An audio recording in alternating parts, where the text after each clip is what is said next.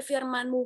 Singkapkan setiap detail firman-Mu Tuhan, sehingga kami boleh menangkapnya, karena kami hidup oleh karena firman-Mu. Kami bersyukur kepadamu Tuhan, di dalam nama Tuhan Yesus Kristus, semua yang siap mendengar firman Tuhan katakan, amin. Oke, shalom semuanya. Mungkin sebagian ada yang tidak mengenal saya, nama saya Deborah Kristanto. Saya menikah dengan satu suami, tidak ada rencana ganti, dan tidak ada rencana untuk pernikahan, oke? Amin, karena saya suami sudah sangat puas, suami saya baik. Oke, hari ini kita akan belajar tentang hidup di dalam keseimbangan. Kenapa saya menyampaikan tentang hidup dalam keseimbangan? Ada beberapa bulan itu Tuhan terus berbicara tentang hidup di dalam keseimbangan. Kenapa?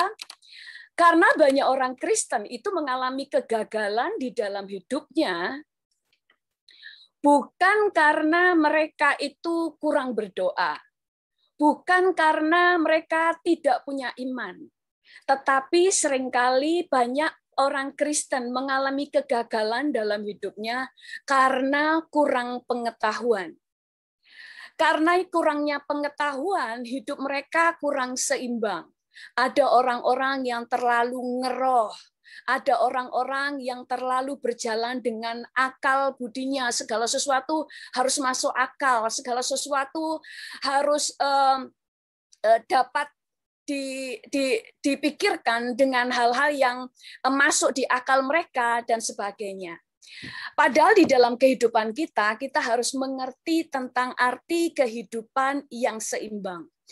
Contoh, ada banyak orang Kristen ya, misalnya mereka berhasil di dalam pelayanan, tetapi tiba-tiba didapati ada seorang hamba Tuhan, jemaatnya ribuan, bahkan mereka itu sangat banyak orang diberkati dari pelayanan mereka, tetapi tiba-tiba mereka berakhir dengan bunuh diri. Dan ada orang-orang yang berhasil dalam pelayanannya, tetapi kemudian mereka punya masalah di dalam pernikahannya. Ada orang Kristen yang sukses di dalam membangun keluarganya, tetapi berantakan dalam keuangannya. Padahal Tuhan itu mau kita berjalan di dalam keseimbangan. Itu sebabnya kita diajar, kita punya dua kaki, supaya kita ini tahu bagaimana berjalan dengan keseimbangan. Kalau kita ini punya kaki kita, salah satu kaki kita misalnya luka, sehingga salah satu kaki untuk sementara nggak bisa dipakai sekalipun, kita harus memakai tongkat dan sebagainya hanya supaya untuk menopang, supaya kita bisa berdiri dengan seimbang. Nah, kita baca dulu awal, saya akan bagikan PowerPoint saya ya.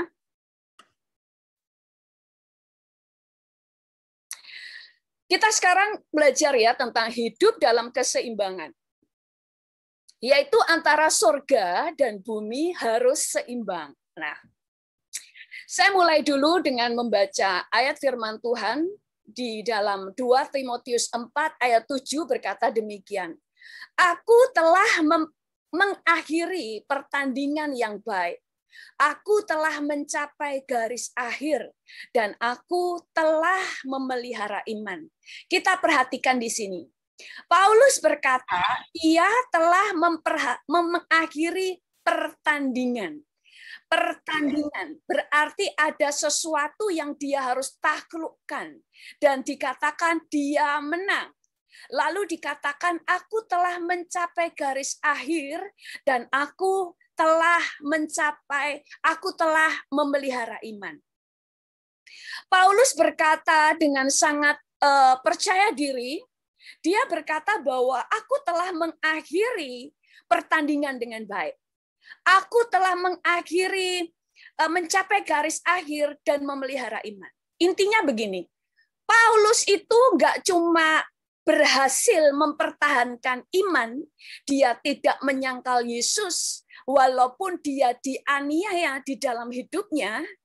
Sebelum mati pun dia terus sepanjang pelayanannya dia banyak mengalami disesa, dipukul, makanya ada banyak tanda-tanda pada tubuhnya bekas-bekas aniaya. dan akhir hidupnya pun dia dianiaya. Tetapi dia mengakhiri imannya dengan baik.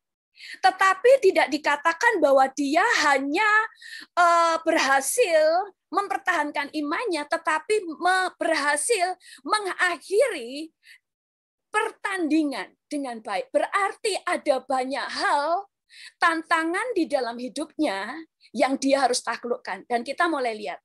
Paulus orang yang sangat pintar.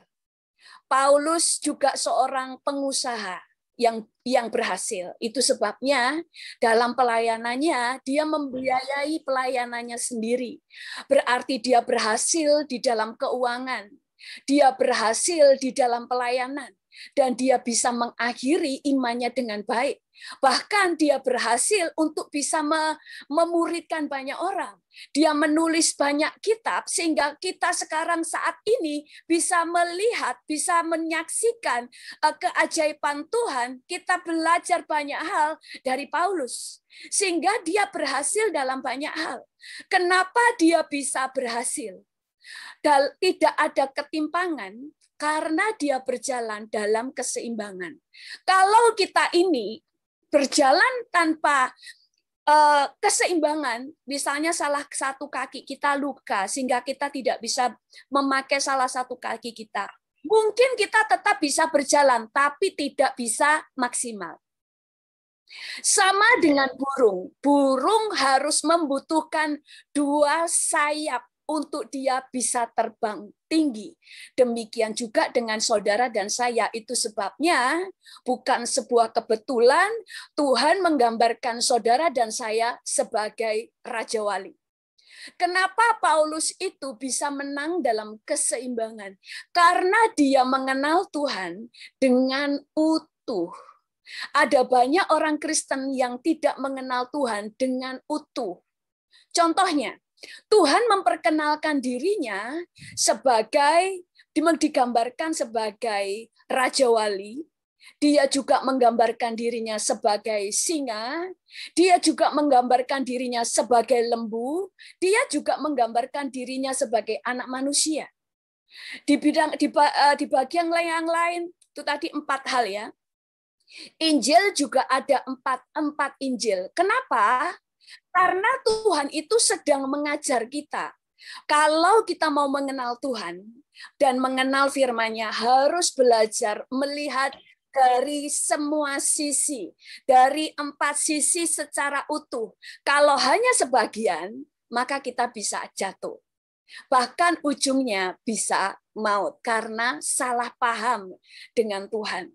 Contoh, Paulus itu mengenal Tuhan secara utuh. Paulus tahu Allah kita adalah Bapa. Sebagai Bapa, Paulus bisa mempercayakan dirinya sepenuhnya. Dia tahu kasih Bapa.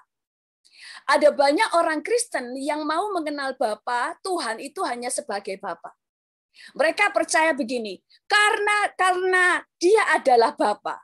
Sejahat-jahatnya saudara, walaupun saudara banyak kesalahan, banyak kekurangan, seorang bapa tetap mengasihi anaknya dan tidak ada seorang bapa yang membuang anaknya. Sekali anak tetap anak. Itu benar. Tetapi masalahnya Tuhan kita bukan cuma bapa, tetapi Tuhan kita juga adalah seorang hakim. Sehingga walaupun kita sangat dikasihi, dosa harus tetap dihukum. Makanya ada banyak orang yang berkata, Tuhan membenci dosa, tetapi Tuhan mengasihi pendosa. Tetapi pada kenyataannya, yang dibuang ke neraka adalah pendosa. Tetapi Paulus bisa berjalan dalam keseimbangan karena Paulus juga tahu Tuhan juga hakim. Makanya Paulus juga yang menulis bahwa Tuhan tidak bisa dipermainkan. Dia tahu di satu sisi bahwa dia mendapatkan anugerah. Dia tidak takut, dia datang kepada bapaknya dengan tidak takut karena dia bapa. Tetapi di sisi yang lain dia tahu bahwa dia juga adalah hakim. Itu sebabnya Paulus selalu menjaga hidupnya untuk hidup benar. Kalau ada orang-orang yang mengenal Tuhan hanya hakim, dia hanya akan melihat Bapa adalah sosok yang sangat kejam. Kalau seseorang hanya melihat Bapa sebagai Tuhan sebagai Bapa, maka dia akan sembrono. Mereka berpikir, apapun yang aku lakukan, aku tidak akan dibuang. Paulus mengenal Allah secara utuh, itu sebabnya dia berjalan dalam keseimbangan. Dia juga tahu bahwa Tuhan adalah Tuhan dan Raja. Itu sebabnya dia sangat menghormati Tuhan dalam segala apa yang dia lakukan. Dia menjaga hidupnya tidak menjadi sandungan supaya nama Tuhan tidak dihujat karena kelakuannya. Inilah yang membuat Paulus itu berjalan dalam keseimbangan. Yang kedua, Paulus itu mengenal firman dengan utuh. Karena dia mengenal firman Tuhan, memahami firman dengan utuh, maka dia mengerjakan firman juga dengan utuh. Nah, kita akan pelajari, saya akan berikan tentang contoh-contohnya di dalam firman. Kita itu seringkali orang Kristen tidak teliti pada waktu kita membaca firman. Bahwa kita ini harus jalan dalam keseimbangan, kita harus berjalan, firman itu harus dikerjakan seluruhnya dengan utuh. Kalau tidak, pasti akan ada yang timpang. Kenapa ada orang pelayanannya luar biasa, tapi keluarganya berantakan? Pasti ada yang tidak seimbang. Ada yang luar biasa dipakai Tuhan, tiba-tiba diceraikan istrinya. Pasti ada yang tidak seimbang. Saya akan kembali ke PowerPoint saya. Contoh-contoh tentang keseimbangan yang Tuhan ajarkan kepada kita. Yang pertama adalah cerdik dan tulus. Ada banyak orang Kristen yang selalu berbicara tentang tulus, tidak berbicara tentang cerdik. Padahal Alkitab berkata di dalam Matius 10 ayat 16, lihat, aku mengutus kamu seperti domba di tengah-tengah serigala. Sebab itu hendaklah kamu cerdik seperti ular dan tulus seperti merpati. Di sini dikatakan dan, berarti dua-duanya harus dikerjakan. Cerdik dan tulus seperti merpati. Ada banyak orang Kristen yang mengalami kegagalan, bukan sekali lagi bukan karena dia jahat, tapi karena terlalu tulus toh. Padahal Tuhan tidak pernah menyuruh kita cuma tulus. Hanya tulus, saudara hanya akan dibodohi orang. Saking tulusnya, dalam pernikahan misalnya, saking tulusnya percaya sama suaminya, segala percaya, sampai nggak punya hikmat dan sebagainya. Saya nggak mau teruskan yang ini ya. Jadi ada banyak hal itu kita nggak mengerti. Tulus di dalam buat usaha, saking tulusnya nggak usah hitam di atas putih karena percaya. Ini adalah kebodohan karena Tuhan sudah menjelaskan.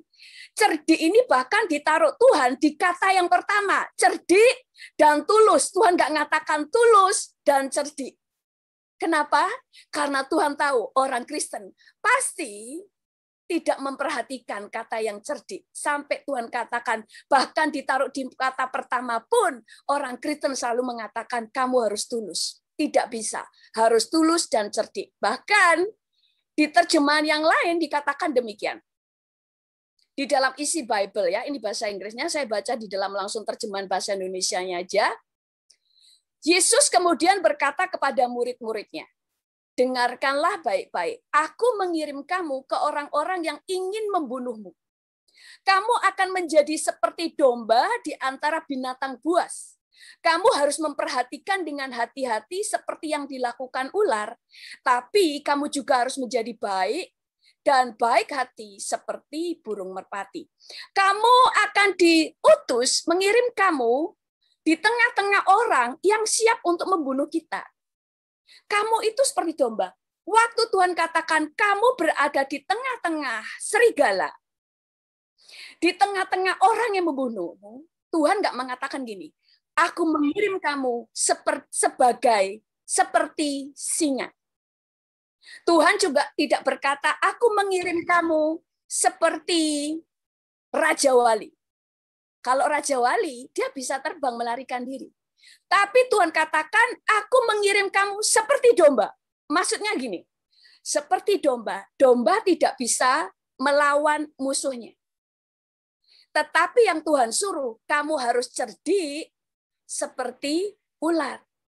Kamu jangan membunuh musuhmu, jangan berbuat jahat kepada musuhmu, tetapi kamu harus cerdik seperti ular untuk bisa mengatasi setiap kejahatan-kejahatan yang ada di keliling kita.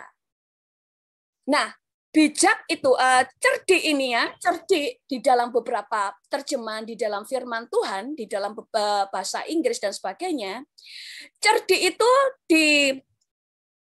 diterjemahkan sebagai bijaksana, kemudian cerdik itu juga diterjemahkan sebagai pinter, smart, ya kan, sangat pinter, kemudian dikatakan juga sebagai lihai.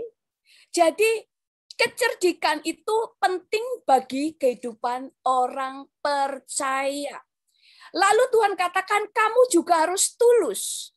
Tulus di sini di dalam firman Tuhan, di dalam berbagai terjemahan itu diartikan sebagai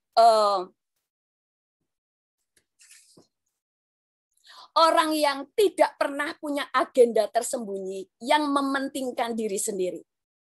Jadi walaupun dia cerdik, sangat smart, dia bisa membaca kecurangan orang sehingga dia tahu bagaimana bersikap, dia sangat bijaksana. Tetapi dia juga tulus, yang artinya dia tidak pernah punya rancangan jahat terhadap musuhnya. Dia tidak pernah punya rancangan jahat terhadap orang lain. Karena dia orang yang tulus. Di dalam kehidupan kita, kalau Tuhan ajarkan cerdik dan tulus, kalau kita menjadi pelaku firman, maka lakukan dua-duanya. Itu namanya pelaku firman. Itu namanya percaya dengan apa yang dikatakan firman. Tetapi seringkali kita kurang percaya dengan berkata kita hanya harus tulus.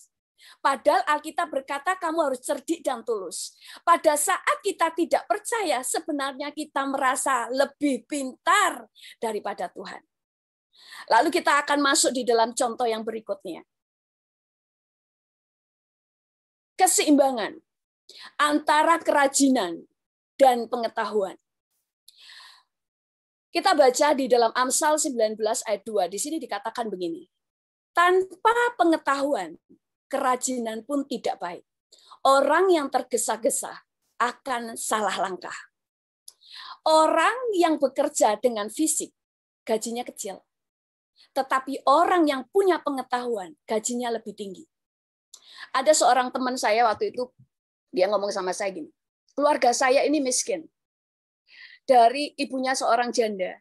Dia dari dulu miskin, tetapi saudaranya sangat kaya. Adik dari ibunya atau tantenya dia tuh kaya.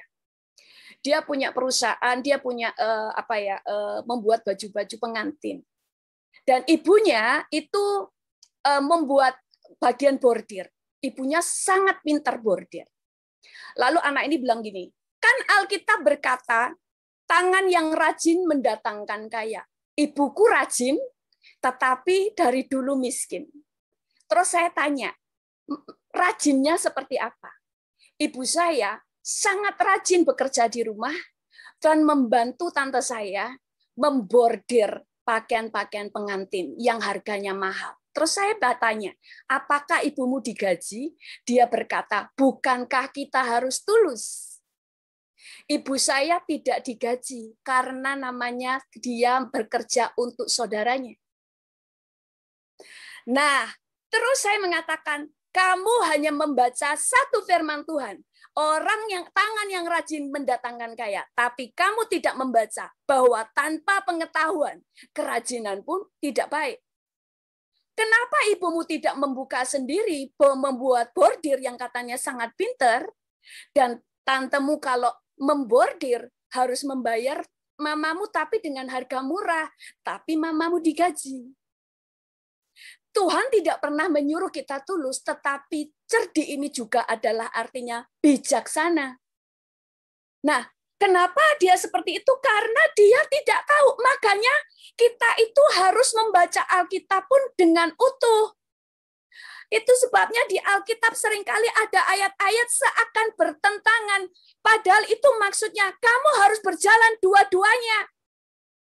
Sama seperti sepatu kita itu dua sisi bertentangan. Tapi justru itulah yang kamu harus pakai dua-duanya. Bukan satu sisi. Begitu kita memakai satu sisi, pasti jatuh. Jadi dia selalu berbicara tentang ketulusan dan kerajinan tanpa melihat sisi yang lain. Itu sebabnya kita harus selalu berjalan dengan dua kaki dan terbang dengan dua sayap. Selalu firman-Nya dua sisi. Nah, kita kemudian kembali lagi ya. Hari ini banyak ayat karena enggak apa-apa karena toh saudara tinggal membaca ya. Antara surga dan bumi harus seimbang. Ada orang bingung begini. Ada banyak orang yang belajar begini. Kita harus fokus ke surga. Fokuskan hati kita surga, surga, surga. Tinggalkan semua kesenangan duniawi. Jangan minta kaya, jangan minta kesembuhan. Tetapi minta berkenan. Yang penting kamu masuk surga. Miskin gak apa-apa, dan sebagainya. Kelihatannya benar. Sebenarnya ini benar, tetapi kalau hanya satu sisi, jadi salah. Karena fokus kita ada dua, surga dan bumi. Karena firman Tuhan berkata, kalau kita berdoa, minta supaya surga turun ke bumi. Kita akan pelajari ini. Yesus selama di bumi, fokusnya bukan ke surga. Ini doanya, Matius 6 ayat 10. Datanglah kerajaanmu, jadilah kehendakmu di bumi seperti di surga. Filipi 1 ayat 21. Karena bagiku hidup adalah Kristus, dan mati adalah keuntungan. Hidup berarti adalah Kristus. Dia hidup adalah supaya nama Tuhan, pekerjaan Tuhan di bumi harus dinyatakan. Fokus Yesus selama di bumi bukan surga. Tetapi fokus Yesus di bumi adalah melakukan Yohanes 4 ayat 34. Kata Yesus kepada mereka, makananku ialah melakukan kehendak Dia yang mengutus aku dan menyelesaikan pekerjaannya. Fokus Yesus selama di bumi. Dia tahu kenapa dia harus ada di bumi. Dia tahu kenapa tujuan Tuhan membuat dia lahir di bumi. Karena untuk menyelesaikan pekerjaan Tuhan, pekerjaan Bapanya di bumi. Apa pekerjaan Bapanya? Apa yang menjadi kehendak Bapanya di bumi? Yohanes 6 ayat 40 dan 34 berkata, sebab inilah kehendak Bapakku, yaitu supaya setiap orang yang melihat Anak dan yang percaya kepadanya beroleh hidup yang kekal, dan supaya aku membangkitkannya pada akhir zaman. Markus 7 ayat 37 berkata, mereka takjub dan tercengang dan berkata, ia menjadikan segala-galanya baik, yang tuli dijadikan mendengar, yang bisu dijadikannya berkata-kata. Kenapa ada keluarga-keluarga berantakan? Karena ada istri-istri atau suami-suami fokusnya ke surga. Mereka lupa bahwa kalau mereka diizinkan ada di bumi, fokus yang dia harus lakukan adalah membawa surga turun ke bumi. Makanya seorang suami menjadi seorang yang baik, menjadi suami dan bapak yang baik, karena dia tugas selama dia hidup membawa surga ke rumahnya. Membawa surga ke tempat kerjanya. Membawa surga bagi kotanya. Makanya orang percaya diutus Tuhan untuk mendatangkan damai sejahtera di mana kamu dibuang. Saudara harus menjadi pendoa-pendoa karena tugas saudara adalah membawa surga ke bumi. Orang yang hanya fokusnya ke surga tidak beda dengan orang-orang yang mati dengan bom bunuh diri karena fokusnya ke surga, nggak peduli dengan orang di sekitarnya. Karena fokus Yesus itu menurunkan surga ke bumilah. Dia berani, dia dihina, dia dikhianati, bahkan dia harus dibunuh. di atas kayu salib. Karena dia sangat tahu, saya hanya bisa menyenangkan Tuhan pada waktu saya menyatakan dan melakukan kehendak Bapa di bumi. Makanya Paulus tadi berkatakan, aku menyelesaikan pertandingan dengan baik. Hidup adalah Kristus, mati adalah keuntungan. Makanya pada waktu anak-anak Tuhan salah fokus, keluarganya berantakan, di tempat kerja berantakan, semua berantakan. Makanya orang yang berkata begini, jangan cari harta dan sebagainya. Nanti itu saya akan jelaskan tentang cari harta. Karena mereka tidak punya hati bagaimana membuat makmur keluarganya. Bagaimana dengan hidupnya dia bisa membiayai penginjilan. Karena dia harus membawa surga ke bumi. Oh, saya diberkati ya, ada seorang Yahudi yang berkata begini, saya pernah membaca artikelnya, dia bilang begini, fokus kami adalah bagaimana membawa surga ke bumi. Itu sebabnya kami banyak menciptakan penemuan-penemuan baru untuk menolong manusia. Salah satunya saudara sekarang bisa saling bertemu tanpa biaya mahal dengan Zoom. Dan Zoom dan internet semua ciptakan orang-orang Yahudi. Saudara bisa menelpon ke seluruh negara dengan gratis lewat WhatsApp dan sebagainya. Kita sekarang bisa mendengarkan YouTube, kita mendengarkan khotbah, pengajaran-pengajaran sangat banyak dan hikmat di YouTube adalah ciptaan mereka. Karena mereka tahu bagaimana membawa surga ke bumi. Sama dengan Yesus tadi dikatakan, semua orang berkata, siapa sih orang ini? Dia menjadikan segala-galanya baik. Yang sakit disembuhkan. Kenapa? Karena Yesus membawa surga ke bumi. Sehingga orang mencari Yesus karena mereka tahu ada dekat Yesus. Mereka merasakan surga. Karena mereka tahu dari Yesuslah mereka mengenal Bapanya. Kenapa sampai Petrus dicari sebanyak orang? Karena mereka menemukan surga pada waktu kehadiran Pak Petrus. Pada waktu ada kehadiran Paulus, orang juga merasakan ada surga, ada kesembuhan, ada pengharapan, ada jawaban doa. Tetapi orang yang hanya fokus ke surga, sebenarnya dia orang yang egois. Tetapi orang yang benar, dia fokus dua-duanya. Kaki kanan, dia tahu bagaimana mencari kehendak surga. Dia menyenangkan Tuhan yang dengan bersekutu dengan Tuhan. Yang kedua adalah menyenangkan hati Tuhan dengan apa? Melakukan kehendaknya. Kehendak Bapa adalah membawa surga ke bumi. Supaya orang mengenal Tuhan. Berikutnya.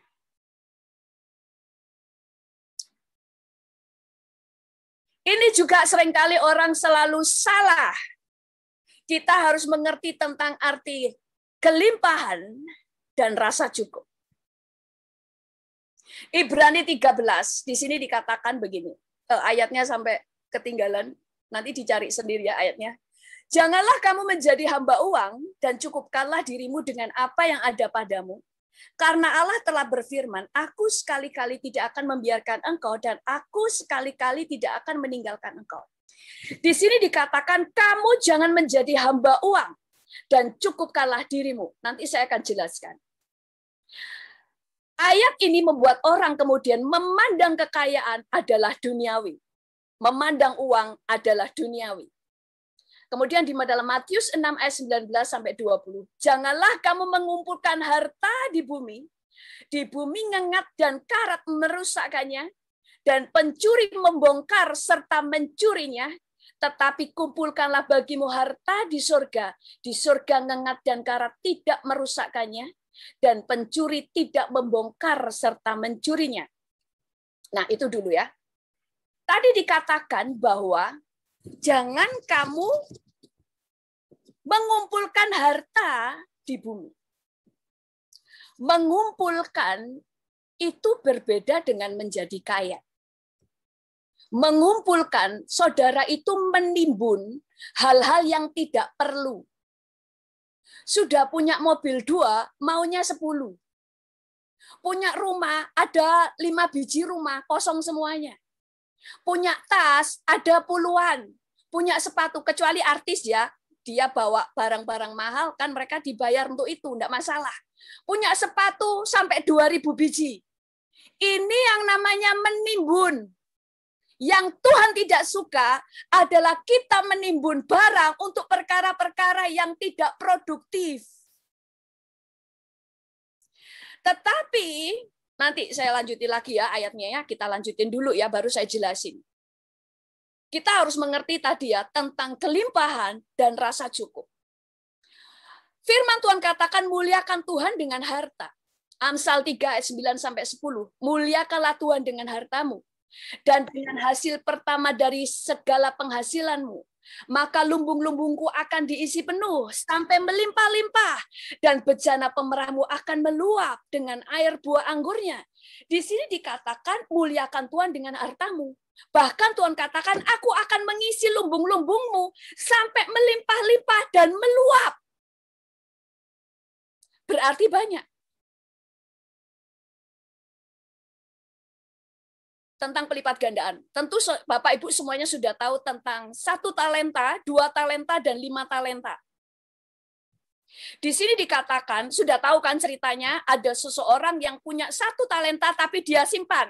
Jadi saya baca yang ayat itu aja. Ayat 25-27 di Matius 25. Kini datanglah seorang hamba yang menerima 1 talenta itu, dan berkata, Tuhan, aku tahu bahwa Tuhan adalah manusia yang kejam, yang menuai di tempat di mana Tuhan tidak menabur, dan yang memungut dari tempat di mana Tuhan tidak menanam. Karena itu aku takut dan pergi menyembunyikan talenta Tuhan itu di dalam tanah ini. Terimalah kepunyaan Tuhan. Maka jawab tuannya itu, hai kamu hamba yang jahat dan malas. Jadi kamu sudah tahu bahwa aku menuai di tempat di mana aku tidak menabur dan memungut dari tempat di mana aku tidak menanam. Karena itu sudahlah seharusnya, di sini berkata uang. Sudahlah seharusnya uang itu kau berikan kepada orang yang menjalankan uang, supaya sekembalinya aku menerimanya serta dengan bunganya. Di firman yang lain tadi dikatakan kamu jangan menimbun harta. Juga firman-Nya tadi berkata bahwa jangan kamu menjadi hamba uang. Tetapi di firman yang lain berkata, biarlah kamu itu muliakan Tuhan dengan hartamu. Maka aku akan memberikan kelimpahan sampai meluap. Lalu dikatakan tadi tentang 1, 2, 5 talenta. Kita semuanya tahu ya, 1, 2, 5 talenta itu dikatakan begini. Orang yang punya 2 talenta, kemudian menjadi 4 talenta. Apakah yang 4 diambil Tuhan? Pertama diambil, tapi dikembalikan, supaya menjadi 8. Yang 5 talenta bisa mengembangkan 10 talenta.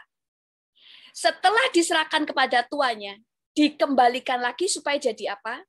Jadi 20. Justru yang tidak mengembangkan, Tuhan katakan dia adalah orang yang jahat dan malas. Apa artinya?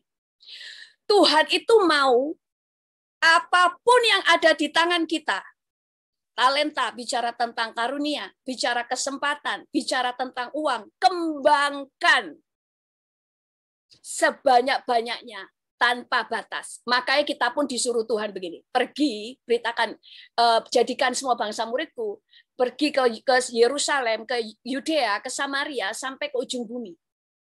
Semuanya selalu naik terus. Apa artinya ini? Kak, saudara, kita semuanya harus mengembangkan apa yang di tangan kita tanpa batas, termasuk uang. Tetapi tetap punya rasa cukup untuk diri sendiri. Inilah keseimbangan. Di satu sisi kita kembangkan terus karena kita mau memuliakan Tuhan dengan harta kita. Tetapi di sisi yang lain tetap punya rasa tahu berkata cukup untuk diri sendiri. Contoh ya, orang Yahudi itu yang saya baca itu dia bilang begini. Kami justru dengan cara inilah kami memuliakan Tuhan. Pertama, kami tidak mau menjadi peminta-minta. Kami akan kembangkan, kami tidak pernah mengumpulkan segala macam kekayaan, simbol-simbol kemewahan dunia. Kami tidak membeli Rolls Royce, kami tidak membeli mobil-mobil mewah. Kami tidak mengumpulkan emas di rumah saya. Kami tidak membeli mansion mewah atau membangun istana. Tetapi kami mempunyai rumah yang cukup untuk keluarga kami. Kalau keluarganya kecil, mereka beli apartemen. Walaupun kami bisa membeli. Tetapi uang kami pakai untuk membangun perusahaan-perusahaan yang baru. Kami memakai uang kami untuk membiayai riset-riset, untuk membuat penemuan-penemuan baru, baik itu kedokteran, kemiliteran, semua hal yang menolong manusia. Dengan cara itulah kami memuliakan Tuhan. Tetapi kami tahu berkata cukup untuk diri kami, makanya mereka tetap hidup dengan sederhana. Mereka tidak mengumpulkan harta, tetapi mereka membuka perusahaan-perusahaan baru supaya mereka bisa memberi makan banyak orang karena banyak orang mendapatkan pekerjaan. Tetapi orang yang Tuhan tidak mau adalah semua kekayaan ditimbun untuk dirinya sendiri. Hal-hal yang tidak perlu maka dikatakan ngengat dan karat akan menghabiskannya. Yang Tuhan tidak suka adalah menimbun. Tetapi yang Tuhan mau adalah kita menabur. Kita membuat sesuatu untuk kebaikan.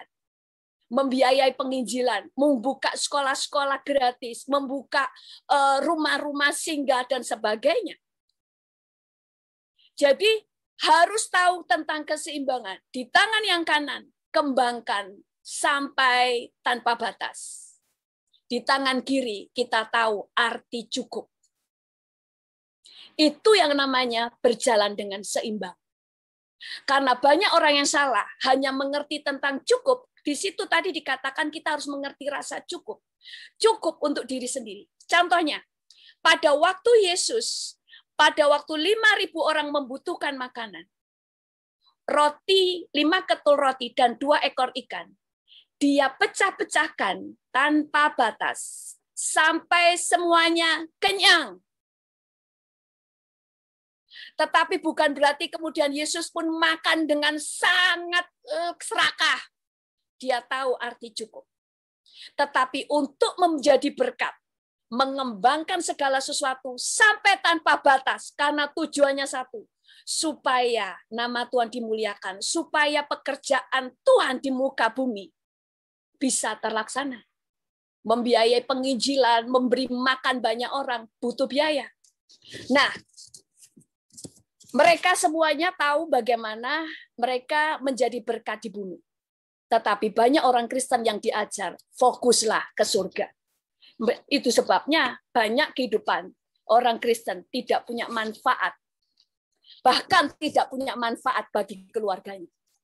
Oh, papaku cuma bisa berkhotbah, tapi di rumah tidak seperti di surga. Karena tujuannya hanya untuk masuk ke surga. Kalau kita sudah yakin kita selamat, fokus kita bukan ke surga. Fokus kita melaksanakan apa yang menjadi kehendak Bapa di dalam kehidupan kita. Itulah berjalan dalam keseimbangan. Yang kelima, ini juga percaya kepada Tuhan dan percaya kepada diri sendiri. Ini kayak sadis ya, kok percaya kepada Tuhan dan percaya pada diri sendiri. Berjalanlah dalam keseimbangan. Karena Tuhan juga mengajar 2 hal. Lukas 1 ayat 7 berkata gini, sebab bagi Allah tidak ada yang mustahil. Tapi Markus 9 ayat 23 berkata, jawab Yesus, katamu jika engkau dapat, tidak ada yang mustahil bagi orang yang percaya. Tangan kanan, saudara harus mengerti tentang mempercayai bahwa tidak ada yang mustahil bagi Allah. Tetapi di tangan kiri, saudara harus juga percaya. Tidak ada yang mustahil bagi orang yang percaya. Maksudnya begini, sekalipun Tuhan bicara kepada saudara lewat nubuatan, lewat mimpi, lewat penglihatan, bahwa engkau dapat melakukan perkara yang besar, saudara percaya. Tetapi pada waktu saudara tidak percaya pada dirimu, bahwa saudara bisa melakukan perkara yang besar, maka perkataan Tuhan hanya tinggal perkataan. Justru karena saudara percaya kepada Tuhan, langkah kedua, saudara mulai percaya dirimu adalah seperti yang Tuhan katakan. Makanya selalu 2 sayap, selalu 2 kaki kita berjalan. Tidak berjalan hanya 1 kaki. Mungkin bisa, tetapi tidak bisa maksimal. Itu sebabnya Paulus mengembangkan semuanya. Dia menjadi pengusaha yang berhasil, sehingga dia membiayai pelayanannya sendiri. Tetapi pelayanannya juga sangat berhasil.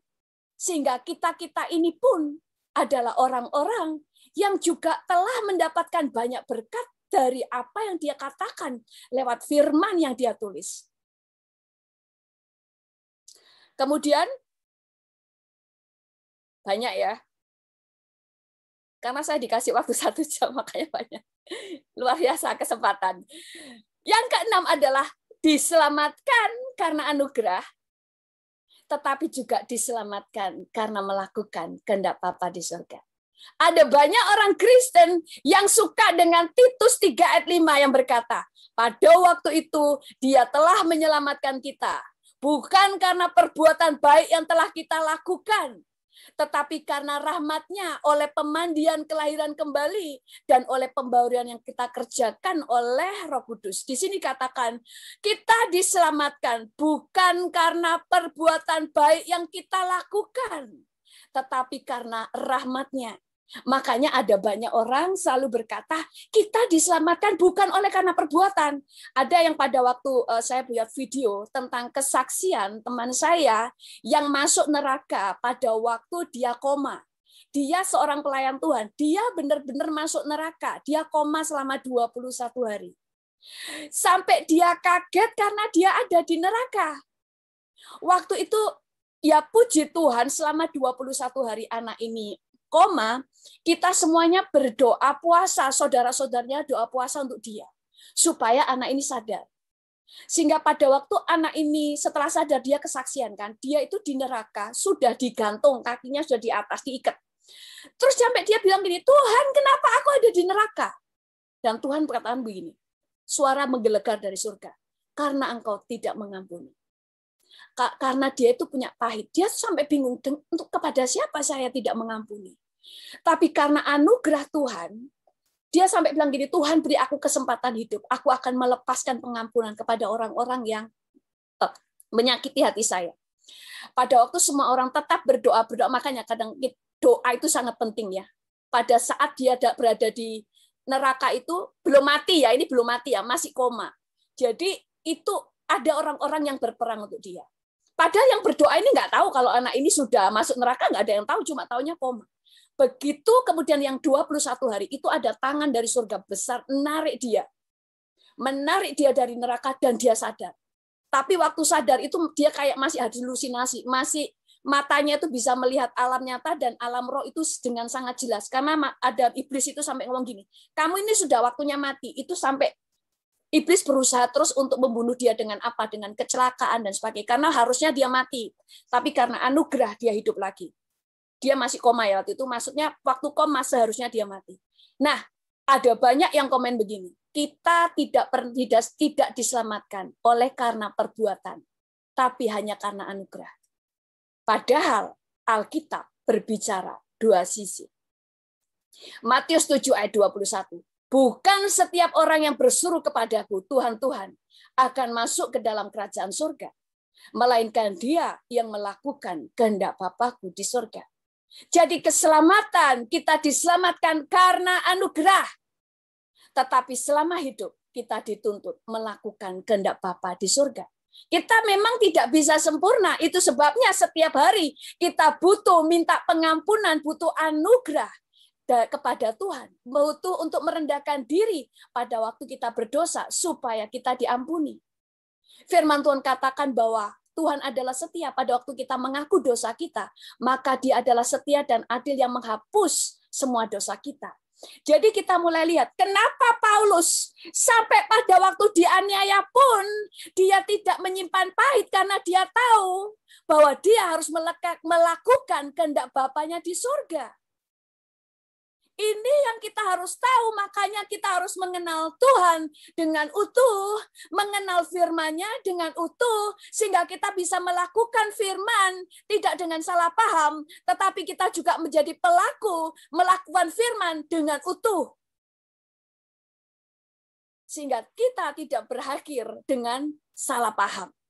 Ternyata aku salah. Makanya sampai firman Tuhan katakan, Ada orang-orang yang berseru, aku sudah mengusir setan demi namamu dan sebagainya. Dan Tuhan katakan, aku tidak mengenal engkau. Hanyalah engkau si pembuat kejahatan. Jadi selalu ada dua sisi yang kita harus jalani. Kita berjalan dalam keseimbangan. Nah, ini juga.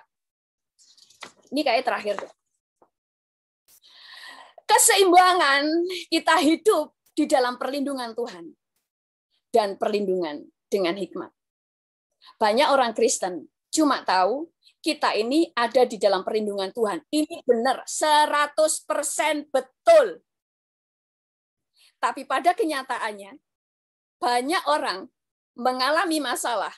Bukan karena dia nggak percaya Tuhan, bukan karena kurang iman, bukan karena kurang doa. Tetapi sekali lagi, karena salah paham dengan firman. Karena cuma melihat firman hanya dengan satu sisi. Kita akan baca ya. Di dalam Mazmur 121 ayat 7-8 berkata begini. Tuhan akan menjaga engkau terhadap segala kecelakaan. Ia akan menjaga nyawamu. Tuhan akan menjaga keluar masukmu dari sekarang sampai selama-lamanya. Di sini dikatakan Tuhan yang menjaga engkau. Benar. Tapi ada firman yang lain, kebijaksanaan akan memelihara engkau, kepandaian akan menjaga engkau.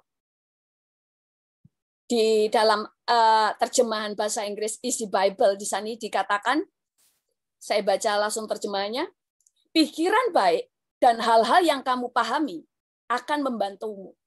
Mereka akan seperti seseorang yang mengawasimu untuk membuatmu tetap aman. Kebijaksanaan itu akan menjadi seperti seseorang yang mengawasimu untuk membuatmu tetap aman. Berjalan dalam keseimbangan. Tuhan memang menjaga kita, sumber pertolongan kita, untuk hal-hal yang di luar kendali kita. Untuk hal-hal di luar kuasa kita. Tetapi ada banyak orang, saya sudah doa, tetapi kok saya ketipu. Bukan Tuhan nggak melindungi, tetapi karena kebodohan. Kenapa? Karena saudara ini lahir, diciptakan menurut gambar dan rupa Allah. Maksudnya apa? Tuhan itu juga mau kita berjalan dengan bijaksana, smart. Jadi orang Kristen yang penuh dengan pengetahuan, punya hikmat. Ini yang namanya keseimbangan. Banyak orang Kristen bukan karena nggak berdoa, tetapi karena tidak berjalan dengan hikmat, tidak berpengetahuan. Makanya banyak orang tidak punya pengetahuan, hidupnya banyak dibohongi orang. Jadi berjalan dengan seimbang. Ada perkara-perkara di luar kendali kita, Tuhan akan tolong. Kalau hikmat dan pengetahuan tidak penting, maka Tuhan tidak perlu membuat Amsal sampai 30 pasal. Itu semua tentang perkataan hikmat dan pengetahuan. Kalau semuanya hanya dengan doa selesai, maka saudara hanya akan memperlakukan Tuhan seperti pembantu. Saudara ini tidak tahu siapa diri saudara. Saudara diciptakan seperti segambar dengan Allah, kita diciptakan seperti Yesus. Makanya kita juga harus berjalan dengan hikmat, pengetahuan, bijaksana seperti Yesus. Jadi berjalan dalam keseimbangan, tahu saya perlindungan semuanya adalah Tuhan. Contoh, saya tahu bahwa Tuhan akan melindungi saya. Terus kemudian saudara, rumah saudara, saudara taruh harta saudara di luar, harga barang-barang berharga di luar. Misalnya, kalau ada yang nyolong, bukan karena Tuhan tidak melindungi.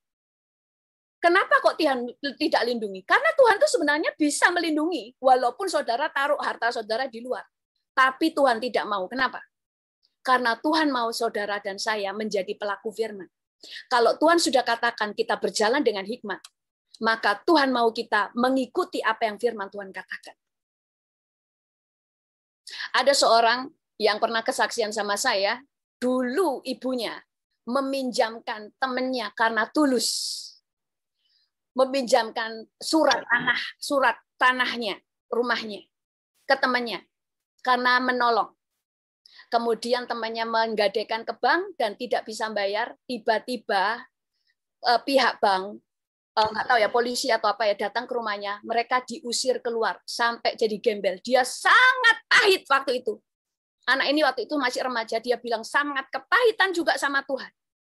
Karena mereka tidak tahu, padahal Alkitab sudah mengatakan jangan jadi penanggung hutang. Kenapa kok Tuhan tidak tolong? Karena ada bagian yang kita harus bangun di dalam kehidupan kita, yaitu hikmat dan pengetahuan. Jadi itu sebabnya banyak orang Kristen yang terlalu ngeroh, itu sedikit-sedikit Tuhan. Yang terlalu ngeroh itu dia tidak membaca apa yang menjadi bagian mereka. Nah, ini garam dan terang. Oke, yang ini sudahlah. Garam dan terang dan sebagainya. Ini oke, saya lanjutin aja. Ini terakhir. Matius 6 ayat 3. Tetapi jika engkau memberi sedekah, janganlah diketahui tangan kirimu apa yang diperbuat tanganmu. Tetapi di dalam ayat Matius 5 ayat 16, demikianlah hendaknya terangmu bercahaya di depan banyak orang, supaya mereka melihat perbuatanmu yang baik dan memuliakan Bapamu yang di surga. Hendaklah terangmu bercahaya di depan orang, supaya mereka melihat perbuatanmu yang baik. Tuhan menyuruh kita tidak hanya menjadi terang dan tetapi juga terang dan garam. Menjadi garam itu nggak kelihatan. Waktu ada sayur, itu dikasih garam, garamnya nggak kelihatan, tetapi sudah membuat rasa menjadi enak. Bisa dirasakan. Paulus dia menjadi seorang pendoa untuk memenangkan banyak jiwa lewat doanya. Dia peperangan rohani. Tidak terlihat. Tetapi di pihak yang lain, orang harus melihat siapa dirinya, makanya dia menjaga hidupnya untuk tidak menjadi sandungan. Ada banyak hal kita seringkali mendengar orang begini, kalau kamu berbuat baik jangan diketahui orang. Salah.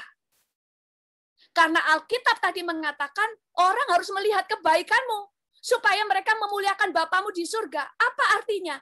Orang harus melihat perbuatanmu yang baik karena saudara adalah seorang leader.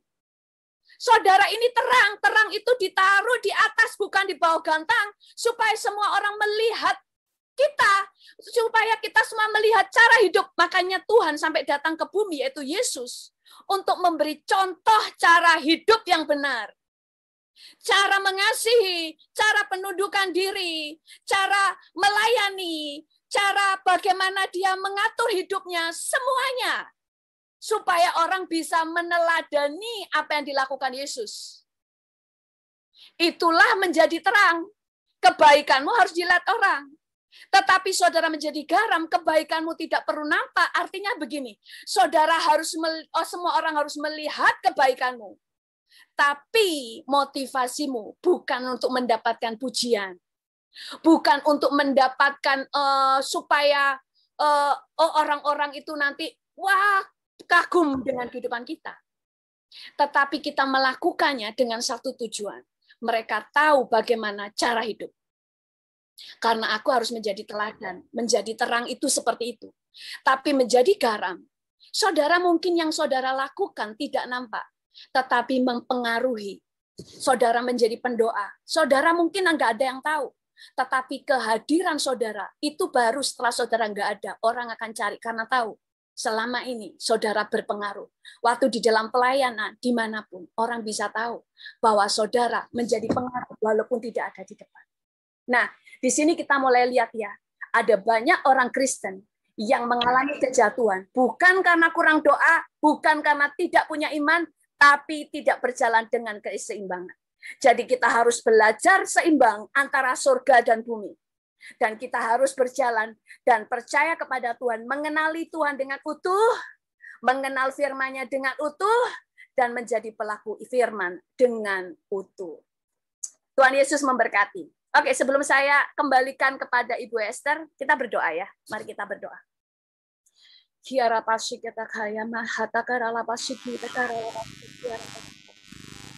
Tuhan, kami bersyukur kepadamu. Engkau sangat dahsyat luar biasa.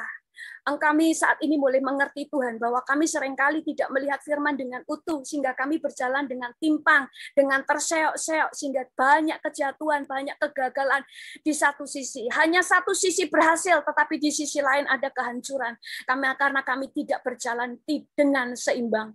Tuhan, pada saat ini kami mau berjalan dengan keseimbangan. Excellent seperti halnya yang dilakukan oleh Paulus, seperti halnya pada waktu Yesus di bumi, pada juga yang dilakukan oleh Daniel. Mereka berjalan dalam keseimbangan sehingga mereka berhasil dalam segala hal. Kami bersyukur kepadamu Tuhan di dalam nama Tuhan Yesus. Haleluya. Amin. Thank you, Pastor. Kita masuk ke sesi tanya jawab. Bagi yang mau bertanya bisa tulis di chat ya, nanti saya yang bacakan. Ini sudah ada satu pertanyaan, Pastor. Sambil menunggu yang lain ya. Kita diselamatkan karena anugerah, bukan karena perbuatan kita. Jadi bukan karena kita banyak doa atau karena kita banyak membaca Alkitab, bukan jaminan kita pasti diselamatkan, karena keselamatan itu adalah anugerah. Banyak orang yang merasa mengenal Tuhan, tapi belum tentu Tuhan itu mengenal kita. Jadi pertanyaannya bagaimana kita tahu atau yakin kita mendapatkan anugerah keselamatan itu kelak? Karena berdasarkan Matius 7 ayat 23 itu, aku berseru kepada Tuhan itu. Aku tidak mengenal Engkau. Gimana, Pastor? Di dalam kehidupan kita, pertama, perbuatan baik kita di luar Yesus itu tidak ada gunanya. Karena firman Tuhan juga berkata bahwa perbuatan saleh kita itu seperti kain kotor. Dosa itu seperti hutang. Ya kan? Dosa itu adalah hutang. Hutang itu harus dibayar. Makanya ada seorang batuan, saya setuju sekali, dia bilang begini. Karena dosa itu adalah hutang, kita nggak bisa begini. Misalnya saya hutang nih dengan seseorang, si A. Saya utang 5 miliar. Terus saya bilang begini, oke, saya sekarang berhenti berhutang. Saya tidak akan berhutang lagi. Apakah itu menyelesaikan hutang saya yang kemarin? Tidak. Saya harus membayar hutang itu. Makanya ada Yesus. Yesus yang membayar hutang sehingga hutang kita lunas. Itu sebabnya kita menerima Yesus, itulah anugerah. Kita dibenarkan bukan oleh karena perbuatan. Tetapi setelah kita mengikut Yesus, kita dituntut menjadi pelaku firman. Makanya ada orang percaya Yesus mati langsung masuk surga. Tetapi selama kita masih hidup, kita harus menjadi pelaku firman. Kalau tidak menjadi pelaku firman, Tuhan tidak akan perlu menulis kalau kamu tidak mengampuni, dosamu tidak diampuni. Tidak perlu Tuhan menulis kamu harus memberitakan Injil. Karena kalau kamu orang itu nggak tahu kebenaran, darahnya akan ditimpakan kepadamu. Kita tidak perlu diajar penundukan diri. Kita tidak perlu diajar tentang mengasihi orang lain. Itu semua nggak penting. Karena kalau perbuatan itu nggak penting. Ngapain Tuhan nulis? Tetapi perbuatan, maksudnya begini. Kita harus menjadi pelaku firman. Tetapi selama jadi pelaku firman pun, kita itu nggak akan pernah bisa nyampe. Makanya kemurahan Tuhan itu tetap ada selama kita hidup. Setiap kali kita jatuh dalam dosa, cepat akui di hadapan Tuhan. Mengaku aku telah berdosa. Aku minta pengampunanmu sehingga Tuhan memberikan kita pengampunan. Itulah yang namanya anugerah tetap berjalan dalam hidup kita. Tapi tetap kita menjadi pelaku. Tapi jadi pelaku kan tetap bisa gagal. Ya kan? Bisa gagal, makanya butuh anugerah. Bagaimana supaya kita yakin bahwa kita benar? Kita ini jangan punya hati yang jahat. Hati ini jangan punya hati jahat. Hati jahat itu gini, segala sesuatu untuk kepentingan diri sendiri. Melayani orang lain untuk kepentingannya. Melayani orang lain supaya aku terkenal. Tidak pernah kasih itu selalu berbicara untuk kepentingan orang lain dan kepentingan Tuhan. Makanya mengasihi Tuhan berarti apapun yang kita lakukan untuk kepentingan Tuhan. Tetapi dosa selalu bicara tentang kepentingan diri sendiri. Jangan berbuat jahat. Makanya hidup dalam pertobatan. Selama kita diselamatkan adalah kita percaya Yesus, menjadikan Yesus Tuhan dan Juru Selamat, maka kita dibenarkan, kita selamat. Tapi untuk menjaga hidup kita selamat, kita harus menjadi pelaku firman. Seorang yang rendah hati, dia akan selalu tahu dia butuh pengampunan dan kemurahan. Maka ya dia terus pada waktu melakukan dosa, dia cepat membereskan dosa. Tetapi ada banyak orang yang merasa, ngapain saya minta ampun, toh saya sudah diselamatkan. Kalau keselamatan itu saudara saudara berbuat dosa pun selamat. Paulus itu tidak perlu sampai mati dianiaya. Ngapain? Toh perbuatannya tidak dinilai, iya kan? Tidak, tetapi kita harus berbuat benar. Kita harus menjadi pelaku firman. Kalau bukan karena menjadi pelaku firman, firman Tuhan tadi tidak perlu ditulis tentang bahwa kita bukan orang yang memanggil aku Tuhan, Tuhan yang akan yang masuk ke dalam kerajaan Allah, tetapi mereka yang melakukan kehendak Bapakku yang di surga. Jadi kita diselamatkan karena anugerah.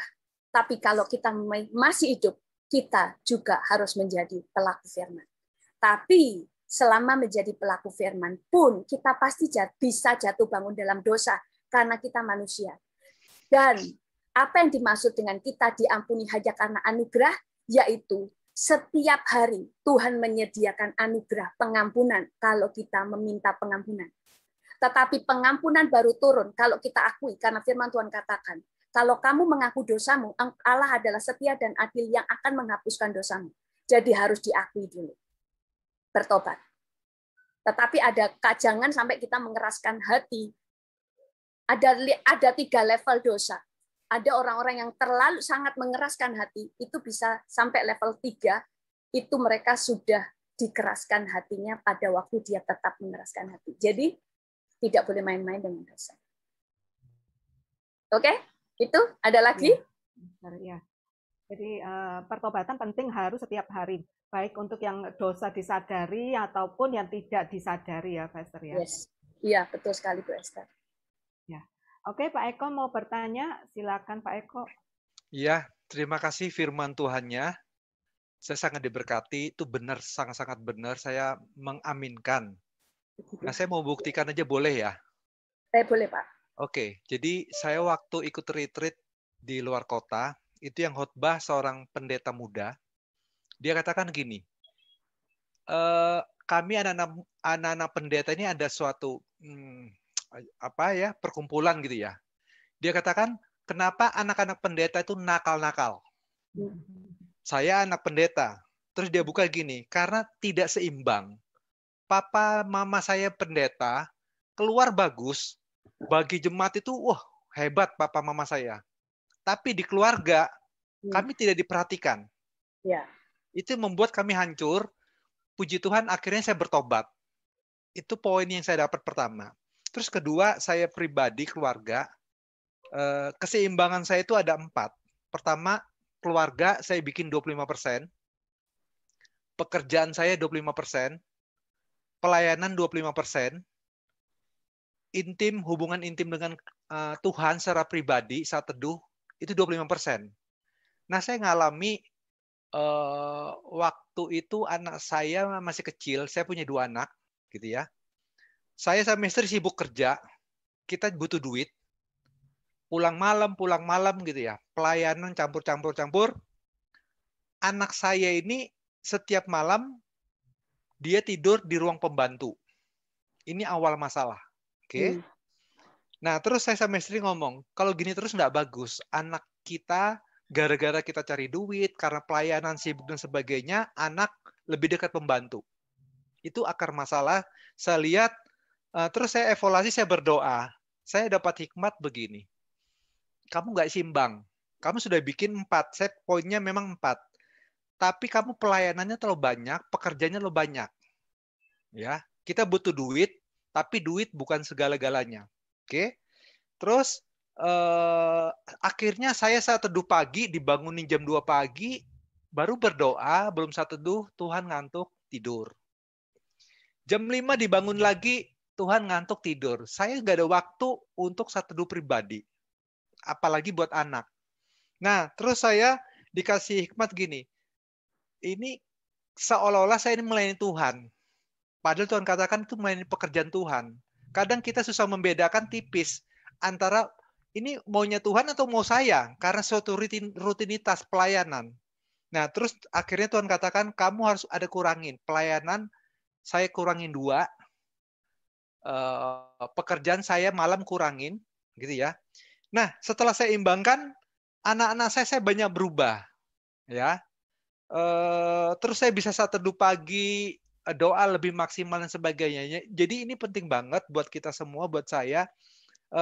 Saya mau katakan ini sangat-sangat benar. Kalau kita nggak seimbang, memang kita kayaknya sukses di luar. Tapi percuma, di luar sukses kalau di keluarga nggak sukses. Nggak jadi berkat. Jadi saya sangat belajar, nah tiap-tiap orang itu beda-beda, keseimbangnya apa. Kalau saya 4 poin ini.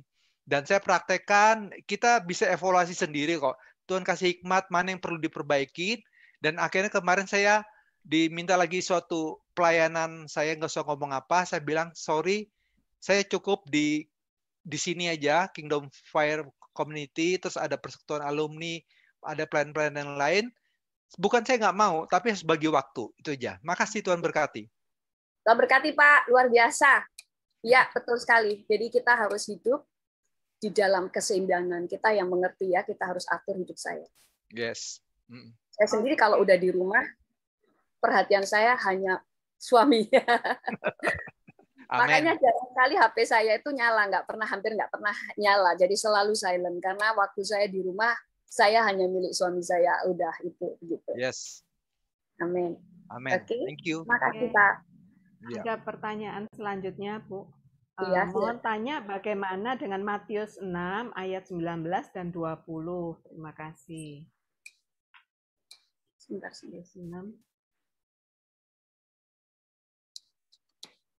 Matius 6 ayat 19 dan 20. Janganlah kamu mengumpulkan harta di bumi ngengat dan karat merusaknya, dan pencuri membongkar serta mencurinya. Ayat 20, tetapi kumpulkanlah bagimu harta di sorga ngengat dan karat tidak merusaknya, dan pencuri tidak membongkar serta mencurinya. Jadi dengan aplikasi yang tadi, Bu, yang bahkan. Jadi dikatakan jangan mengumpulkan harta. Yang salah itu ngumpulin. Ngumpulin itu, saudara lihat ya, saudara misalnya punya sepatu deh, ada 200 biji. Misalnya nih 200 biji atau 1000 biji gitu. Apakah setiap hari dipakai? Enggak kan? Itu pasti akan rusak, akan dimakan ngengat dan sebagainya. Atau tas di mana-mana. Sampai ada seorang kapan hari ya, ada seorang artis ya, dia bilang gini, rumahnya gede. Sampai punya musola sendiri. Dia bilang, tapi tetap saya kalau sembahyang itu akhirnya di ruang saunanya dia, kan dia ada kamar mandi di dalam kamarnya, itu saunanya gede juga. Karena dia bilang, karena untuk ke musola di rumahnya aja jauh sekali jalannya. Jadi ada banyak hal yang akhirnya nggak berguna.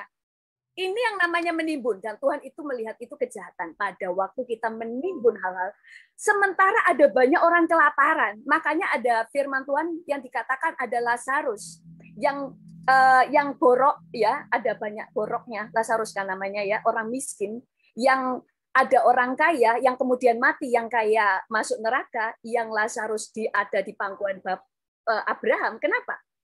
Bukan masalah dia kayanya, tetapi orang ini setiap hari dikatakan dia memakai pakaian ungu. Itu pakaian yang sangat mahal zaman itu. Branded lah. Terus dikatakan dia setiap hari berpesta. Tapi ada orang miskin di depannya, dibiarkan sampai mati. Ini kejahatan. Jadi seperti apa? Mengumpulkan harta di surga adalah pakai uangmu untuk melayani banyak orang. Memberi hidup banyak orang. Membiayai pelayanan, membiayai penginjilan supaya banyak orang terima Yesus, membiayai memberi makan banyak orang, membiayai orang-orang miskin supaya bisa sekolah, supaya keluar dari kemiskinannya. Itulah mengumpulkan harta di surga. Jadi pakai uang saudara, keahlian saudara untuk mengembangkan ekonomi saudara, bisnis saudara, kembangkan tanpa batas. Tetapi semuanya untuk kebaikan banyak orang, untuk mendatangkan kebaikan, untuk membawa surga ke bumi. Saudara kalau nggak punya uang, saudara juga nggak bisa membawa surga ke bumi. Anakmu lihat anak kita nggak bisa minum susu. Ada seorang yang ya gitu, misalnya nggak bisa minum susu. Kita ini sampai anaknya bisa nggak mengenali Tuhan. Justru disitulah kita harus berjalan juga dengan hikmat. Kita harus tahu bagaimana mengembangkan apa yang di tangan kita. Itu harus. Tadi jelaskan ayatnya. Talenta itu dikatakan, kalau kamu nggak bisa kembangin, seharusnya kamu sudah kasih uang ini ke orang lain bisa kembangkan. Maksudnya gini, saya kalau nggak bisa kembangkan uang saya harus titipkan ke orang. Ada orang bisa bisnis, saya harus tanam saham kepada dia. Supaya uang saya berkembang. Bukan untuk supaya saya kaya raya, tapi saya supaya dengan uang itu saya bisa menolong banyak orang. Itu yang namanya mengumpulkan harta di surga. Amin. Oke. Terima kasih. Ada lagi?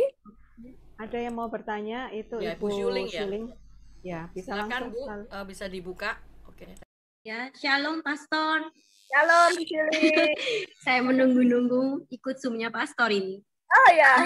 Iya. Tuhan. Langsung hubungi Pastor lewat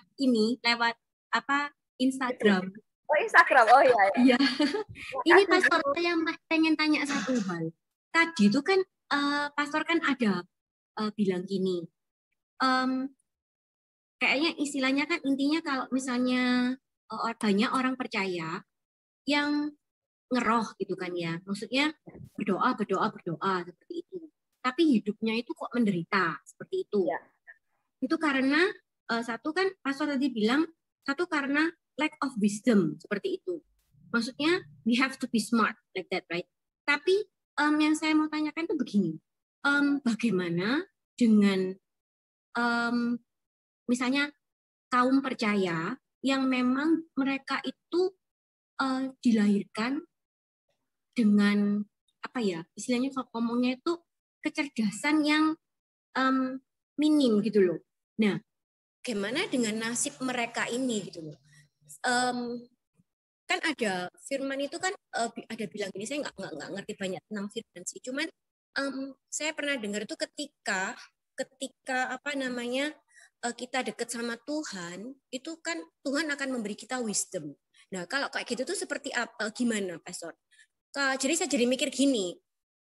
Gimana nasibnya orang-orang yang memang mereka punya kecerdasan nggak tinggi gitu loh. Apakah mereka masih berpengharapan di dalam Tuhan gitu loh. Untuk apa ya istilahnya untuk punya penghidupan yang lebih gitu loh di atasnya hidup mereka saat ini gitu Pastor. Terima kasih Pastor. Sama-sama. Nah ini ya makanya. Dengar, Pastor. Hah? Gak ada suara saya. Halo. Suara saya masuk? Suara sih. Ada sih. Oh, ada Bu Suling. Ada. Sudah, Ibu Sulingnya nggak dengar. Oh, Bu Sulingnya nggak dengar. Oh, nanti lihat di rekamannya ya, Bu ya. Ya, ya Bu Suling ya. Ada nanti rekamannya. Nggak dengar, Pastor. Nggak ada suaranya. Oh ya. Ada suara sih, Bu Syuling. Yang lain dengar, Bu. Saya dengar. Ya, nanti diteruskan aja. Rekamannya Iya. aja ya. Mungkin Ibu Sulingnya dikasih tahu di chatnya ya. Mungkin salah satu ngasih tahu ke Ibu Suling bahwa kedengaran, tapi di Ibu Sulingnya mungkin yang nggak ada masalah. Oke. Tadi pertanyaan Bu Suling kan ada orang yang mungkin ada, tapi kalau kita lihat ya, ada beberapa, kita makanya kadang-kadang sering harus lihat dunia luar ya. Bapak Ibu pernah lihat nggak ada orang yang permisi ya, dia punya kecacatan tubuh yang kepalanya lihatnya ke belakang. Jadi lehernya itu benar-benar kayak patah, jadi lihatnya ke belakang. Tetapi dia dia menjadi orang yang sangat bisa menjadi seorang motivator, dia bisa mengajarin banyak orang untuk bagaimana hidup berhasil, dan dia benar-benar orang yang smart. Tetapi semuanya itu tumbuh pada waktu masa sejak kecilnya, itu mereka itu dididik oleh orang tuanya, bagaimana mereka itu berjalan dengan mengembangkan apa yang dalam dirinya. Saudara harus percaya, tidak ada orang yang tidak diberi Tuhan kelebihan. Semua orang diberikan Tuhan kelebihan. Makanya ada 1 talenta, 2 ada 5. Minimal itu 1. Ada itu yang sangat minim, tetapi tetap bisa dikembangkan.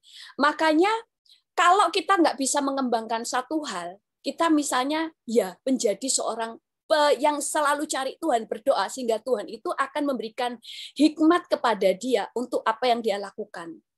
Contoh ya, ada seorang kesaksian ya, saya pernah saksikan di video saya. Ini seseorang, dia itu lahir sangat miskin, dia tidak sekolah, dia seorang pemulung.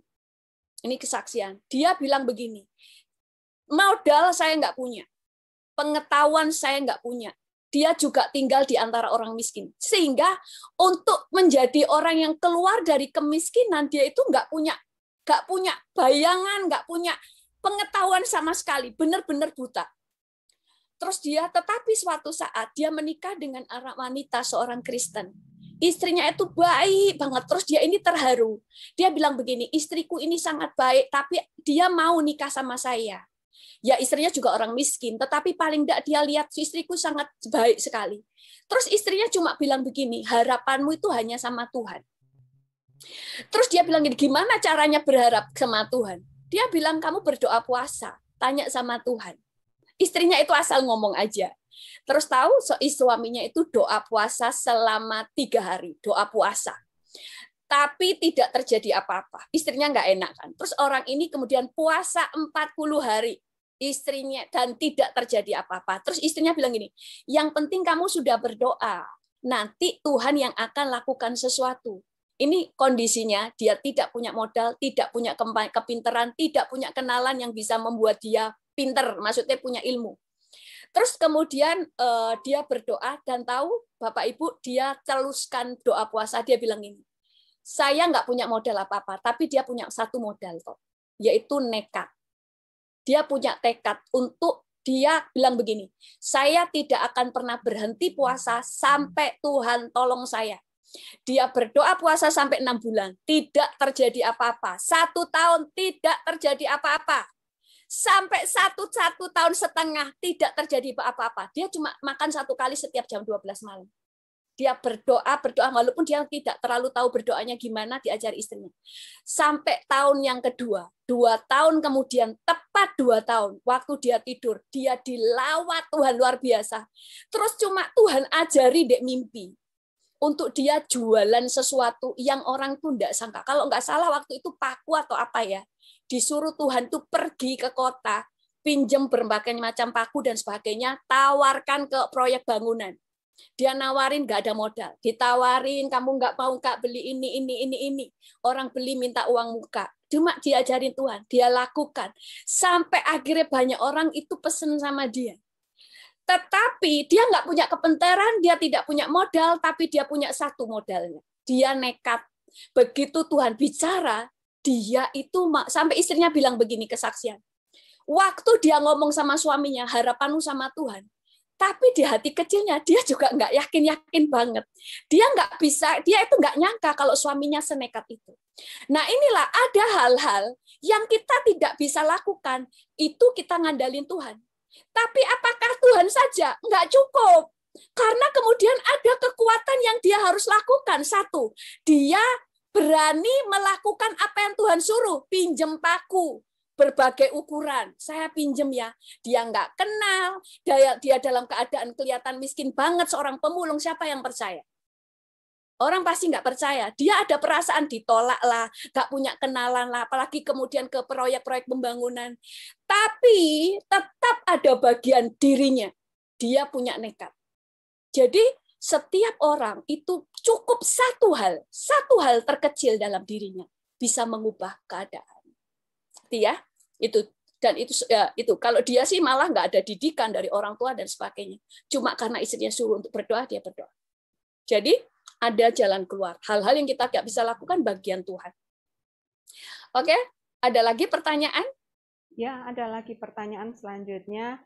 Izin tanya tentang contoh garam dan terang. Kalau saya pengen jadi garam, misalnya mendonorkan darah, saat sedang donor saya foto. Selesai donor saya ingin share ke Facebook dengan maksud atau niat agar memotivasi teman-teman Facebook supaya mau berani mendonorkan darah. Tetapi niat saya urungkan, share ke Facebook karena ingat firman Tuhan yang bilang, apa yang tangan kanan beri, tangan satunya tidak perlu tahu. Bagaimana saya bersikap, Ibu? Ya, maksudnya itu adalah motivasi hati. Yang Tuhan selalu nilai itu masalah hati.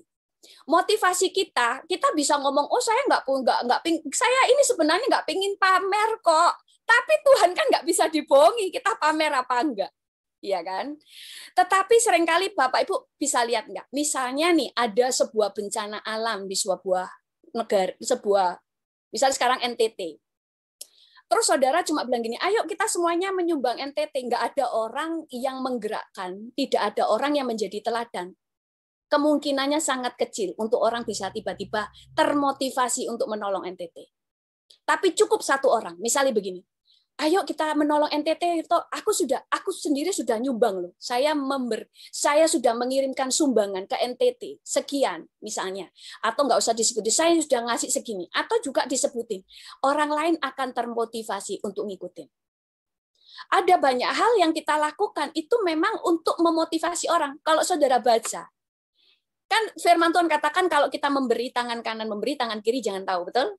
Tapi Daud kalau saudara baca, waktu dia mengumpulkan alat-alat untuk biaya untuk pembangunan bait Allah yang akan dibangun oleh Salomo anaknya, dia menceritakan kepada seluruh Israel, aku telah menyumbangkan dari hartaku sendiri sekian talenta emas, disebutin loh berapa talenta emasnya, sekian ribu talenta emas. Aku kemudian memberikan dengan hartaku sendiri. Aku menyumbang ini, menyumbang itu. Apakah dia pamer?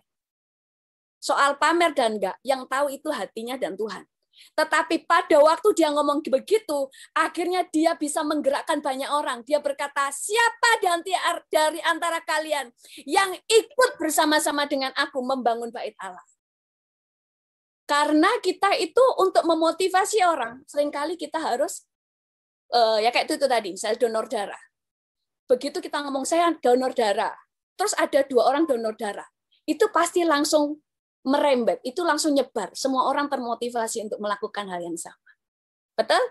Nah itu. Jadi ada hal-hal, maksudnya gini, motivasi hati kita bukan pamer, tapi motivasi kita adalah membuat orang-orang melakukan hal yang sama seperti yang kita lakukan. Kayak Paulus, aku berbahasa roh lebih dari kalian semua.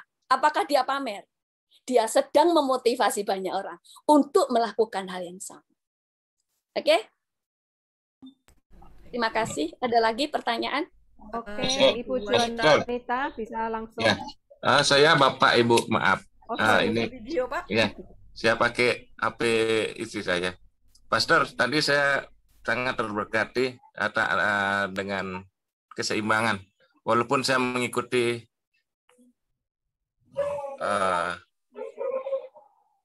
maaf, saya tidak saya tidak hidupkan video, Pastor. Makanya saya cari ini yang mana? Ya. Bapak tahu ya kalau saya nyari. Ya silakan ya. Pak, gimana? Ya, saya sangat terberkati dengan khotbah keseimbangan dari Pastor tadi. Jadi ini yang menjadi pertanyaan saya dari dulu, Pastor. Ya. Ayat ini, apa yang kamu ikat di bumi terikat di surga. Itu apa artinya, Pastor? Dan apakah ada hubungannya dengan keseimbangan yang Pastor kasih tadi? Terima kasih, Pastor. Itu pertanyaan saya. Apa yang kau ikat di bumi akan terikat di surga. Apa yang kau lepaskan di bumi terlepas di surga. Ini berbicara tentang kuasa perkataan, berbicara juga tentang peperangan rohani. Jadi apa yang kamu katakan, apa yang kita katakan ini ada kuasanya. Apa saja yang kita katakan itu akan terjadi. Terjadi di roh dulu, ya kan? Contoh ya, misalnya kita berkatakan begini,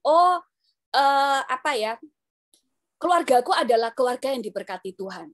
Tuhan akan anak-anakku adalah anak-anak yang pintar, anak-anakku adalah orang-orang yang akan menjadi pelaksana firman dan sebagainya. Apa yang kita katakan itu apa yang kita ikat di bumi terikat di surga. Pertama, menunjukkan kuasa perkataan kita. Kedua, menunjukkan otoritas kita bahwa apa yang kita katakan pasti akan terjadi di surga itu sebenarnya heavenly ya. Apa yang terjadi di alam surgawi atau di alam roh itu akan terjadi. Contohnya begini, saya melayani pelepasan ya. Orangnya pelepasan itu gurai gak karu-karuan ya kan. Saya cuma bilang begini, dalam nama Tuhan Yesus aku perintahkan malaikat untuk mengikat tangan dan kakinya. Itu langsung terikat. Isu tangannya langsung gini. Tak. Atau waktu dia ngomong teriak-teriak di dalam nama Tuhan Yesus, aku perintahkan tutup mulutmu, tertutup mulutnya. Apakah tangan saya nutup dia? Enggak. Apa yang kita katakan itu pasti terjadi. Jadi berbicara tentang perkataan kita itu penuh kuasa. Kedua, bicara kita ini punya otoritas. Apapun yang kita katakan pasti akan terlaksana apa di surga, di alam roh. Jadi malaikat yang akan mengerjakan apa yang kita katakan. Apa yang kamu ikat, apa yang kamu lepaskan, itu pasti terjadi. Apakah waktu saya mengatakan di dalam nama Tuhan Yesus, semua ikatan-ikatan yang mengikat, misalnya si A, saya layani, terlepas di dalam nama Yesus, apakah saya melepas? Enggak. Malaikat Tuhan yang melepaskan. Di alam roh itu terjadi. Karena Tuhan yang memberikan kuasa. Tuhan yang akan sudah memberikan kita otoritas sehingga malaikat melaksanakan apa yang kita katakan, walaupun kita nggak merintahkan malaikat, tetapi apa yang kita katakan itu terlaksana. Itu Pak. Jadi itu bicara tentang kuasa perkataan, dan kedua berbicara dengan kita ini punya otoritas di alam roh. Apa yang kita katakan terjadi. Ya. Gitu. Ya. Terima kasih. Ya, terima kasih Pastor. Ya, sama-sama Pak. Ya. Ada lagi mau bertanya? Ada lagi yang mau bertanya? Saya mau bertanya, Pastor, yang kemarin tentang rapture. Singkat, kita harus jaga api, jaga minyak, jaga jubah, jaga iman dan buah. Singkatnya aja seperti apa? Sebenarnya nanti kita rencana mau bikin pengajaran berseri juga. Tentang pakaian? Singkatnya, yes. Singkatnya yang mana Bu? Maksud pertanyaan ya, yang gimana? Misalnya, Maaf. Jaga api itu seperti apa? Jaga minyak seperti apa? Oke. Jaga api itu ada di video saya tentang menjaga api. Jaga api itu api bicara tentang firman. Firman Tuhan kan dikatakan itu juga adalah api, ya kan. Menjaga api itu begini. Kita itu harus selalu berkobar. Api kita berkobar. Makanya selalu firman Tuhan katakan kobarkan. Terus kemudian karunia-karunia juga dikatakan kobarkan. Kalau di dalam bahasa Inggris dikatakan kobarkan nyala apimu. Selalu bicara kobarkan. Jadi kita ini tidak suam, tidak dingin, tetapi panas-panas sekalian. Kita mengobarkan api. Nah itu nanti bisa lihat di video saya tentang mengobarkan api. Salah satunya adalah dengan firman, kedua dengan bahasa roh. Kenapa dikatakan berbahasa roh? Mungkin di ayatnya tidak pernah dikatakan berbahasa roh tiba-tiba apinya menyala. Enggak. Tetapi firman Tuhan katakan waktu kita kepenuhan Roh Kudus, turun api, turun seperti lidah-lidah api di atas kepala semua murid-muridnya. Jadi bicara tentang api. Dan firman Tuhan juga mengatakan bahwa pada waktu kita berbahasa roh, kita sedang membangun diri kita sendiri.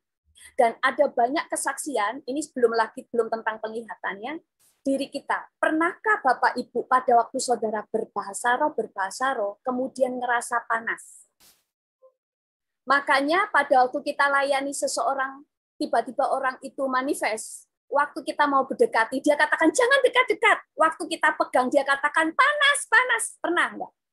Kenapa? Karena ada api di dalam diri kita. Tetapi api itu bisa padam kalau kita tidak pernah mengobarkannya. Mengobarkan api itu salah satunya dengan menjaga minyak. Dengan menjaga minyak di dalam diri kita, makanya akan terus api kita berkobar. Itu harus diajar detail ya, ada ayat-ayatnya. Kalau begini nanti gambaran aja ya. Dengan penglihatan, di dalam penglihatan. Itu beberapa pendoa syafaat yang memang punya karunia penglihatan dan mimpi, itu bisa melihat. Bahkan ada orang-orang yang dulunya adalah dari kuasa gelap, mereka kan bisa bersaksi. Orang di dalam Tuhan yang berapi-api, dia menjaga hidupnya dengan Tuhan, mereka juga berbahasa roh, itu ada nyala api di dalam diri. Makanya kalau Bapak Ibu pernah membaca sebuah kesaksian, Dikatakan ada orang yang berdoa, doanya itu hanya seperti asap. Ada orang yang seperti api, ada orang yang doanya seperti bara, api yang membara. Makanya ini yang kemudian kita hanya berdoa bahasa roh. Makanya kalau peperangan rohani kadang-kadang nggak tengking-tengking berbahasa roh, itu terasa banget peperangan rohani terjadi. Karena api itu menyala. Nah itu kita dengan berbahasa roh, dengan baca firman, kalau misalnya next time harus diajarkan dengan detail. Nah itu kalau menjaga minyak itu yang membuat api kita itu tetap menyala. Minyak itu membuat kita menyala-nyala. Contoh ya, pada waktu saudara mendengarkan firman, saudara ada nggak terasa ada kebakar? Ada orang kesaksian tentang penginjilan, ada rasa kebakar untuk melakukan. Itu kan api, ya kan api. Makanya cinta mula-mula itu orang itu kan kayak orang kebakar, ya kan? Nah, minyak itu bicara begini.